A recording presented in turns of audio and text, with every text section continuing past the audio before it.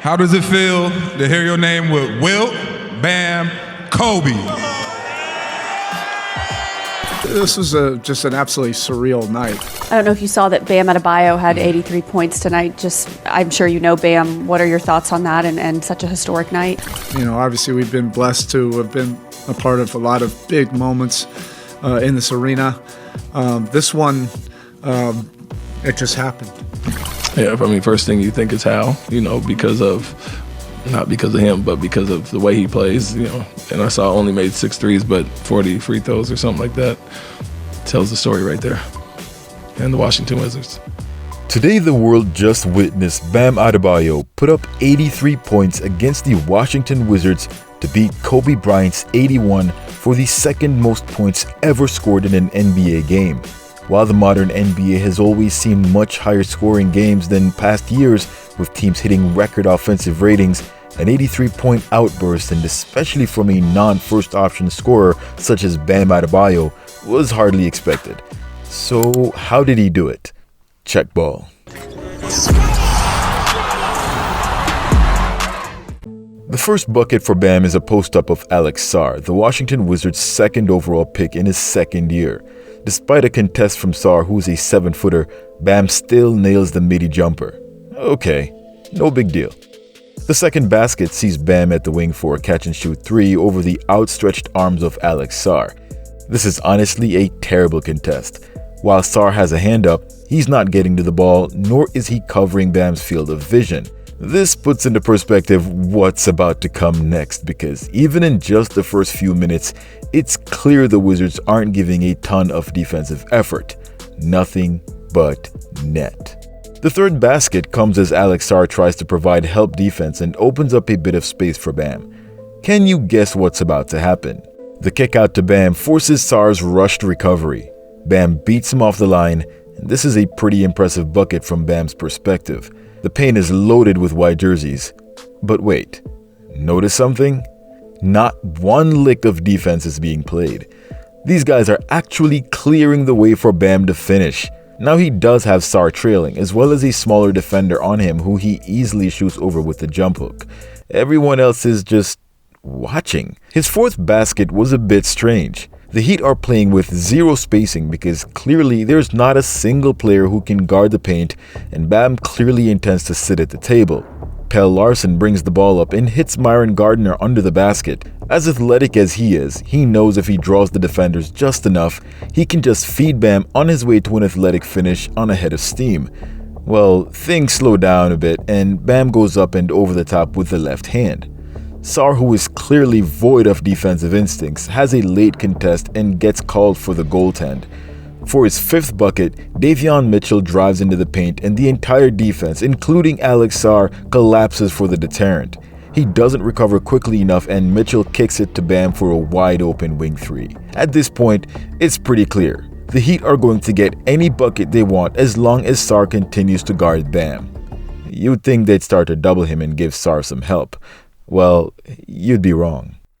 Basket number 6 was showtime. Jaquez hits Bam on the wing and he puts it on the floor. 2 dribbles and bam! Rises up with 2 hands. Sarr gets put on his first poster for the night with the weakest contest since Bam's last shot. He doesn't even get a hand up for shot number 7. He's clearly in an entire world of his own and has seemingly unlocked the second tier of ball watching as Bam drills a 3. The Wizards call a timeout as any coach would. Obviously, they're going to lay into the defense and start doubling Bam off the catch to give the former lottery pick some reprieve from getting schooled. Well, that's not what happened. Sarr gets subbed and the Wizards put Tristan Vuk, a random Serbian 7-footer, to guard Bam instead. Clearly no one gave the Wizards players the scouting report, nor were they paying attention to anything that's happened so far in the first quarter. 0-0 hesitates as Bam lights up his third triple for his 8th bucket of the night, and you won't believe what he did for bucket number 9. When I was growing up, we had this saying, next patient, same treatment. Bam quickly puts the ball on the floor to attack the Wizard off the dribble. Halfway through the play, 0-0 gives up on defending, tries to poke for a steal from behind with absolutely no way to get to the ball, and help coverage so pathetic the ref had no choice but to call a foul and give Bam the and one. I'm almost positive this was pure punishment for bad defense. Bucket number 10 was a lot different from what we've seen up to this point. Bam brings the ball up the floor and his defender sags back below the three-point line.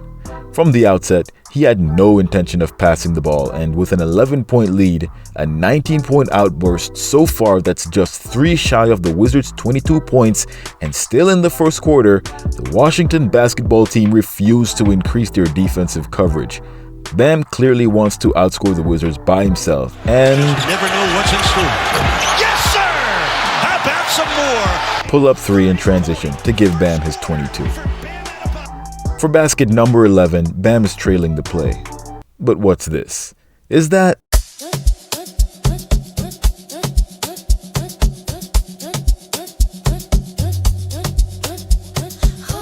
Bam immediately bodies up Sar, who hasn't had enough just yet, sends him flying before spinning into a lefty finish while Sar is clearly starstruck. Yeah, that French fry is toast. For his 12th basket, Bam went into his bag like he forgot some fries at the bottom. Off the kick, he had enough space to shoot, but instead decided to eat up all of Washington's real estate. Basket number 13 came as quickly as it went. With some dribble penetration by Mitchell, he hits Bam at the top of the key as the defense scrambles. The fear of Bam paralyzed 27 as he stretched the D before finishing with a high arcing scoop layup. The signature late contest by Sar to show he's at least attempting to play defense didn't impress the refs, who decided the Wizards were clearly gluttons for punishment and sent Bam back to the line to add insult to injury. Bam finishes the first half with 43 points, a little over halfway to Kobe's legendary record. But surely the Wizards would clamp down on Bam for the second half. No way they're gonna let this guy get that record on them. A little pick and pop action, and Sar has no idea where his man is. You can clearly see him watching the ball while Bam gets open. Again, he's late to the contest, and it's predictable at this point. Bam drives and with absolutely zero rim protection, hammers it down with 2 hands as Sar looks on in shock, disbelief, amazement, and sheer I don't know what to do-ness for number 14. This man will guard anyone but his man that already has 50 points by the third quarter. Why are you clogging up the paint while your man is left wide open? If I was your coach and found you sagging off a player with 50 points while you're double teaming a rookie in the paint, I'm ejecting you out of the game myself. Bam's 15th bucket of the night. For bucket number 16, it's a contest, a leak out, a look ahead pass for the fast break while Washington forgets to play D at home. At this point, Bam has 60 as they started to close out the third quarter. That's when everything changed. The double was instant. And for a moment, the Wizards thought they'd figured it out. They forced Bam to turn it over, and you're about to find out exactly why the Wizards are one of the worst teams in the league. Instead of making the look-ahead pass with 3 teammates wide open, number 13 decided to attack a defender with a spin move off the dribble. With every Wizard out of defensive position, Drew Smith of the Heat did what the Wizards couldn't do: advance the ball to the open man. That man happened to be Bam Adebayo, who for some reason got his easiest bucket of the night, bucket number 16, with points 61 and 62. Now you must be itching to know what the Wizards did in the fourth quarter. Another contender defender joins the fray. Number 17 at 6'7" couldn't get through, and just like the Heat drew it up, a corner 3 for Bam put 3 more in the box score for basket number 18. The next basket is a clear example of betting on sports while simultaneously not having a real job. Koulibaly gambles on the play for a steal, with no backup. Instant regret. The weak side defender rotates, but it's too late. Bam goes up and gets the and one. Number 19. The Heat were intent on feeding Bam, and the Wizards were intent on fouling him as they clearly couldn't find a way to stop him. So he racked up some more points at the free throw line. For basket number 20, it was clear. Not a single Wizard ate their Wheaties. Despite being surrounded by multiple white shirts who were mostly content with watching the game like the rest of us, Bam easily goes up to finish over the top, as the Wizards seem to be handing out more assists to him than his own teammates with the unbelievable fouls. This is the look of defeat. Bam would shoot free throws the rest of the way, all the way to 150 points for the Miami Heat, 83 of which were his, leaving his teammates to score the remaining 67. Now there's a lot of discussion about Bam surpassing Kobe's 81 points, which came against a 14-27 Raptors team on 20 free throw attempts.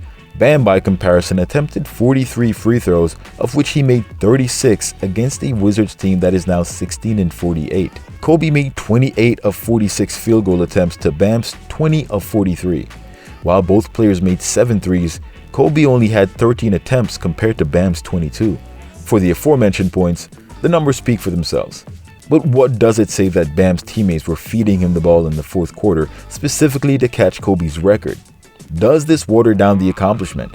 Some people are disappointed about the way it happened, while some couldn't care less. Clearly, the horrific defense by the Wizards played a role, but was it the biggest factor in the outcome? It didn't seem like they had the personnel to guard a 5 that was putting the ball down on the floor from beyond the arc, getting to the rim, and finishing at will, not to mention the lack of experience. From the other end of the spectrum, is it possible that this was manufactured by the league with an ulterior motive? Regardless of how we feel, Bam's 83 points have now snatched the second spot, what some people are now calling the top spot, since there is no video footage of Wilt's 100 points. Which of these performances do you rate as the better performance? Did this performance do a disservice to Kobe? Post your thoughts in the comments below. Thanks for watching. Till next time, swoosh.